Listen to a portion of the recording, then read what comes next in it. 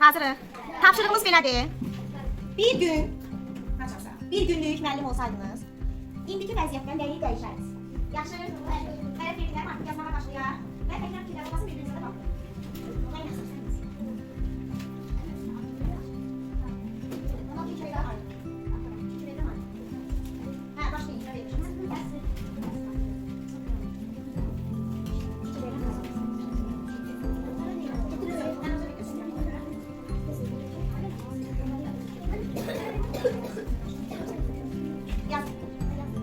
Yazdığınıza gətirilirsə yaxşıdır. Aha. Da Yusuf'un özündən böyük yerə yapışdırdın ki, Yusuf. Yaxşı. Gözləyirəm.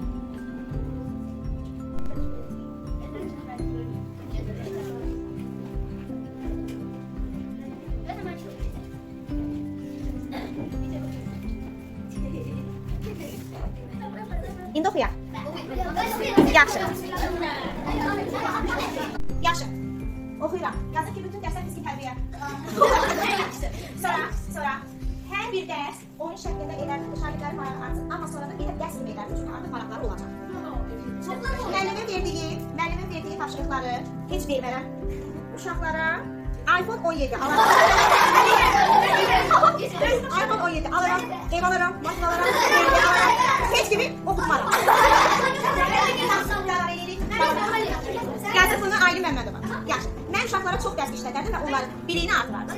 Adilə yazıbdır. Turan yazır. Hazırlıq da və məktəbin də tapşırıqlarını qrupa atardım. Yaxşı.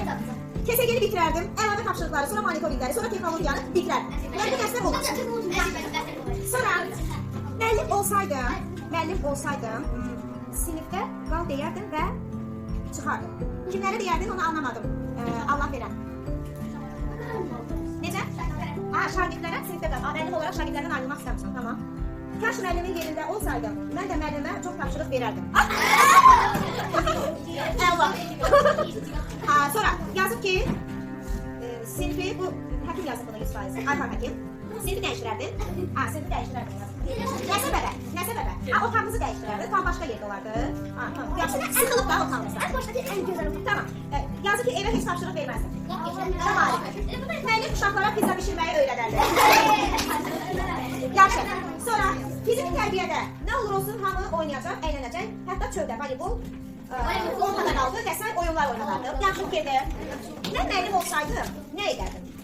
Sizin elədiyiniz dərsləri, yeni dərsləri keçərdim. Yaxşı. Sıla yazdı ki, uşaqlara az yazı yazdırardım və oyun oynadardım. Sonra mən uşaqlarımın həmişə 90 və 100 arası olsun istəyərəm. Ona görə riyaziyyatlar yaxşı olsunlar deyə gün boyu hazırlaşdırardım. Rəhman.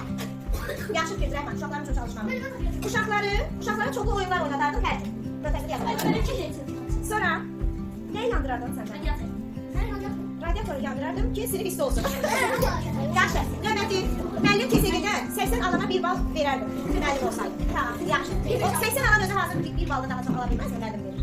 Uşaqlara çoxlu yeni, hər gün monitoring işləsinlər deyərdim. Kim qazansa, ona bufetdə xoşbeş və bulka hədiyyə eləyərdim. Yaxşı, sonra altın olaylar. Müəllim çox tapşırıq verir evə. Mən biraz az verərdim. Yaxşı.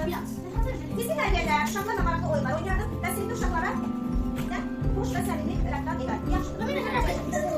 Yox, dedim ki, mən eləmirəm o edir. Sadəcə fikrim yazdım. Bir gün müəllim olsaydı, yarışlar və gəzintilər, ödüllü yarışmalar və s.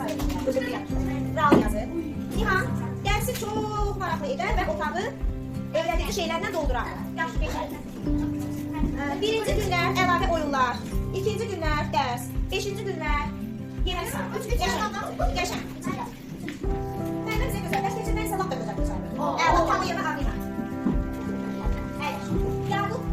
Müəllim maraqlı dərs keçir və dərsləri izahlı yazır. Mən də onun kimi izahlı dərs başa salardım. Təşəkkürlər.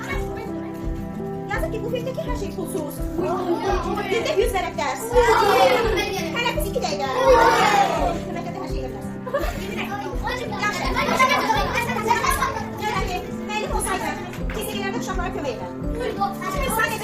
Sadəcə bir dəfə variant deyərdim, tapşırıq çox verərdim. Əlacı olanlar Nokia 17 Pro. Əgər məndən uşaqlar həddən artıq çox ayaq yolu icazəsi alsalar, şəxsən mən onda icazə verməzdim. Fikrini görəsən. 4 A otağını 5 yaşlı otağına